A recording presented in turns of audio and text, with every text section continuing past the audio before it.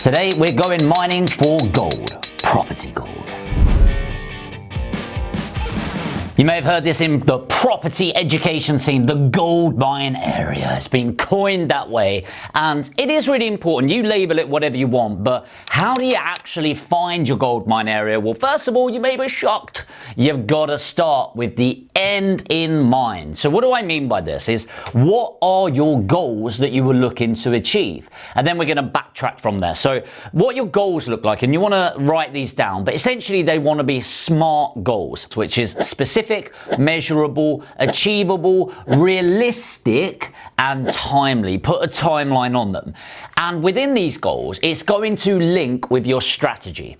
So when I say strategy, I mean, are they buy-to-lets, buy, refurbish, refinance, service accommodation, HMO, or anything in between? That's going to be really important because the area dynamics will dictate that. So for example, let's say I'm doing flips, which is typically where you buy, refurbish, and sell a property. Well, you're not going to do that in a really rough area that is mainly social housing.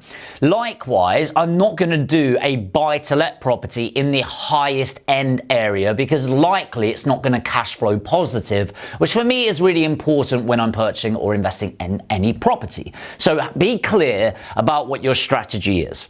Then what we're looking at, back from that, and hopefully you're making notes on this, if not, start the video again and make notes, is we're looking at your finance. And I'm a big believer in that your network is your net worth, and your access to finance is not limited to your bank account. You've got credit cards, loans, mortgages, and of course OPM, other people's money, but you need to get a full assessment of your financials around you so you know you've got the best attack plan. Then we're going to narrow down to your location. So when we're looking at these locations, we want to be tying in what the goal attribution is. So this could be the yield, could be making sure we're net flow positive cash flow. It could be cash flow is everything you're looking at. And this is really important because if I'm looking to accumulate the most wealth, i.e. my net wealth increase, that doesn't mean I'm going to target the best cash flowing areas, because 80% of the wealth through property is actually through capital growth or capital appreciation. So what I'm likely to do is focus on areas that's got forced development potential, which is going to force that capital appreciation. Whereas if I'm focusing on the cash flow element, I'm going to be looking at the lower demographic areas that's going to get a slightly lower quality tenant based on the attribution models, and then they are going to fund cash flow. So if I'm looking for financial freedom, quitting my job, I'm going to be focused on that cash flow model. If I'm looking for my long-term net wealth increase, I'm going to be looking at capital growth options. Let's jump into the laptop now. We're going to use the first piece of software that I absolutely love, which is Property Data. By the way, if you haven't used it, I'll put a link in the description. If you use that link, you get a 14-day free trial with unlimited credit so you can see what I'm seeing. In fact, I recommend pausing the video now, click on it, open it, and go along with me. So let's jump in. This is South Leeds. South Leeds is a really big area that I'm investing in quite heavily. A lot of my investors on Aspire Property Group, if you're interested, put APG in the comments on that, is we are focused on this because of the forced development. So you might not know this, but a bit of qualitative data is the South Bank developments, 350 football pitches of development. Huge, the second biggest in Europe ever, and that's going to pump up prices. But first thing we're looking at, as you can see, is prices. Now I'll flick through this.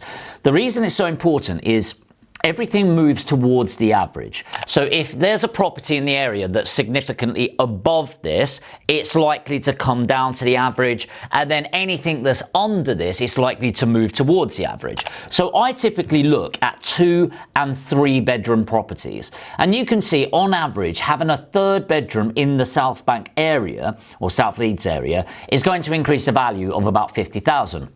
Really important information. But what I'm also looking at is these ranges here. So 105 to and 150 at the bottom end. And that represents 80% of the properties in the area. It gives a really good range there. Now, does it guarantee your prices? No, but it's always good to know that if I'm buying a 3-bedroom property below 150,000, that is the bottom of the range. So if I'm getting one for 130,000, you can pretty much guarantee it's a decent purchase. But also I want to be looking at the sold prices in the area. So when we're looking at these sold prices as well, you can see the square footage and match that up, which is really good. So you can go by bedroom like this, or you can look at the square footage. But there's other things you want to look at. I'm not going to go through every single one of these, but rents, yields, let's have a look at the growth right now. And this data is quite important. And really what I'm looking for is a trend. So you can see pre-COVID, there was a growth trend already, but it really started escalating here. So far in 2023, we've grown 4.7%. And what we're really looking for is this 5-year movement as quite an important one. So the 5-year movement here is 30%. That's really solid. For me, I'm looking for anything above 20%. Under 20%, it doesn't mean that I won't look at it, but in general, if it's growing 30% in growth years, it's likely to accumulate. And you can see the 3-year growth has been pretty good, and it's showing this upward trend of 23%. That's pretty staggering. That's almost 8% every single year, year on year. But in 2021, which is this year here, you can see there's 8.9% growth, which is pretty cool. So the next thing I want to be jumping into is today's video sponsor, Lendlord. Now, these two pieces of software together are an absolute game changer. And again, Lendlord is completely free for 90% of its features. So you can get access to that with the link in the description. If you've not using Lendlord, use it. Like, seriously, it's going to be an absolute game changer. I don't need to sell it. Go in there so you can see it for yourself. Links in there, and at the moment, at the time of filming this, it's completely free. So may change in the future, but get access now. So we're on property data, and what we want to do is just look at where we're at. So if we know the 3-bed average is 150 to 300, I know I'm going to end up getting that at 130. So this is the deal analyzer. So you go on invest and then rental on the deal analyzer. I know that we're looking at a rough purchase of 130,000. All right, so we're just looking there. We'll put 150,000 in these areas as the average. And then what I want to do is understand the rents in the area. Now, again, I already know the area is a rough indication, but we can see if it actually marries up to what I would be expecting in there.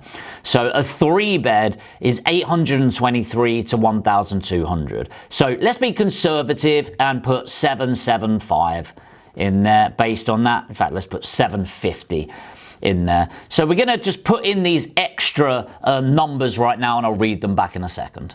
Okay, so we've chucked in these extra figures in here. I'll just run you through them quickly. So I've done 75% loan to value in there, done it over a 25-year term, mortgage interest rate of 5%, 1% mortgage fee, but I've incorporated that into a loan, got 10% management fees put in, 95% occupancy, and then I've put in capital appreciation of 6%, annual rent appreciation of 7%, which is the average per year over the last 5 years, and the annual inflation 4%, which is double what the expectation is, but we've also had some rubbish inflation the last couple of years, so we've averaged that as well. So what are we looking at? So the first thing I'm looking at is this nice little cash on cash return. This is the net cash income in your first year as an investment.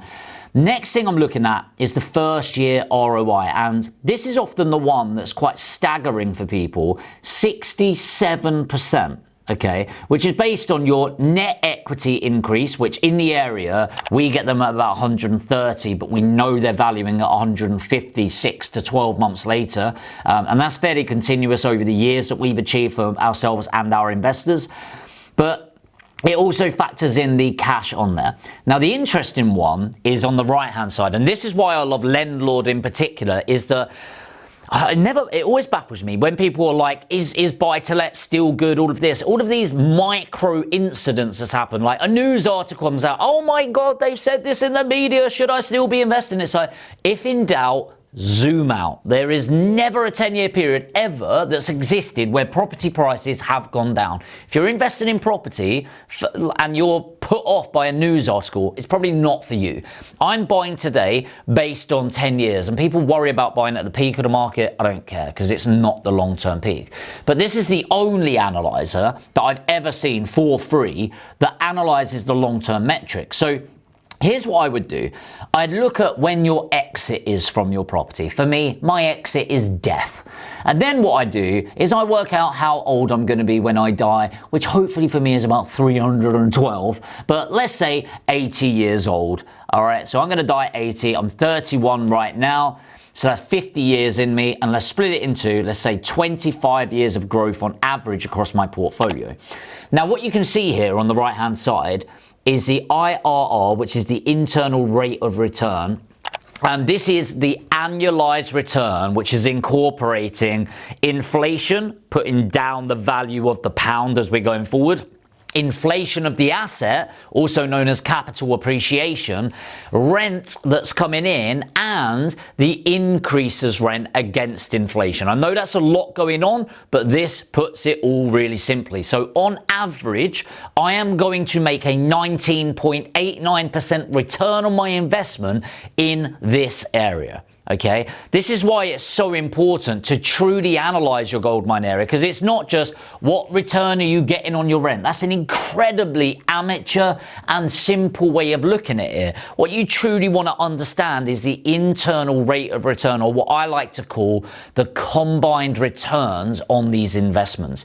You can also see the long-term ROI, by the way, as 2,315%. That's over a 25-year period, but that's annualized at 19.89%. Now, yes, that does mean the value of this property in 25 years is going to be about £700,000, which I know is mind-boggling for a lot of people. Sorry, £600,000. But that is how property works. It doubles on average every 10 years, and it accumulates in this way. So that's it for today's video. Make sure you are using those pieces of software. Both of them are free. Property Data for the first 14 days, and today's video sponsor, Lendlord, is honestly an absolute game changer for any serious property investor that's looking to scale your property portfolio. Whether you've got 1 or 10 properties, jump on the link in the comments now. It's completely free. I really do think it's going to change your investment life and how you approach investing in properties. And what you want to do is collect and extrapolate that data from Property Data, incorporate it into Lendlord to make objective financial analytical investment decisions. Hopefully today's video has been really valuable for you. If it has, make sure to hit the like button. Takes you 2 seconds and means a lot to me on the channel. If you're new to the channel, you want to find out more about property investment, I'm posting multiple videos every single week to add value to you personally. It would help me out tremendously, and obviously give you more value if you hit the subscribe button and the notification bell. Let me know if there's anything you want me to expand on in the comments, and I'll produce more videos just for you, and I'll see you in the next video.